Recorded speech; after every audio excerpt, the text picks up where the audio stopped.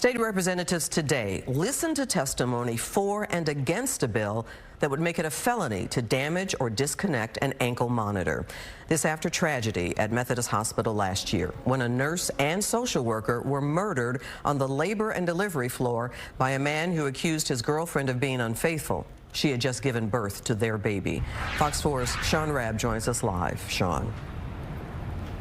Yeah, Clarice, good evening to you. There are a handful of bills with legislation towards this goal, similar to what we heard from Rafael Anchia, our state rep, just a couple of weeks ago. Here's the goal: make it a felony to tamper with or take off an ankle monitor, and require notification by that parole or probation officer if someone with that monitor on for a violent crime has plans that are known to go to a hospital or health care facility.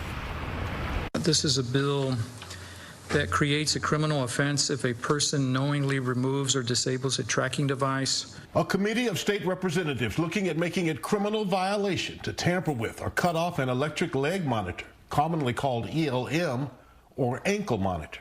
This after Nestor Hernandez, on parole, was charged with capital murder in the killing of 2 healthcare workers at Methodist Hospital last year.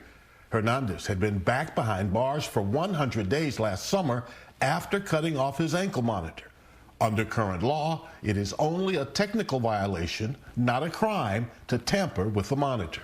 And by changing it to a law violation, I think it clearly sends a message to the offenders out there that it's going to be reviewed harshly by the legislature and by the parole boards. But Jennifer Toon, an advocate for the formerly incarcerated, argued making it a felony won't be a deterrent to someone determined to carry out some bad act. The real problem with GPS ankle monitors, whether used for pretrial, probation, or parole, all seem to center on the supervising officers and the equipment. Lawmakers wanted to know if the parole division had any way of tracking the efficacy of the devices.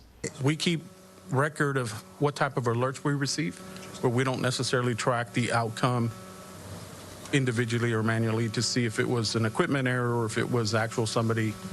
You know, we respond to the error, or we respond to the person that was trying to take it off, but we don't necessarily track it internally. State Rep Carl Sherman stressed that's information needed in considering this legislation. I think, again, it's a good piece of legislation that, Lord's will, we could avoid what happened with Methodist Hospital in Dallas and protect a lot of people. But we want to do it, we want it to be accurate. So while the committee wants a little more information about the contractor and the devices, the legislation itself moving ahead and will soon head to the House floor, where it will be considered by all the representatives, likely pass there and then move to the Senate. All right, Sean Rabb live in downtown Dallas. Sean, thank you.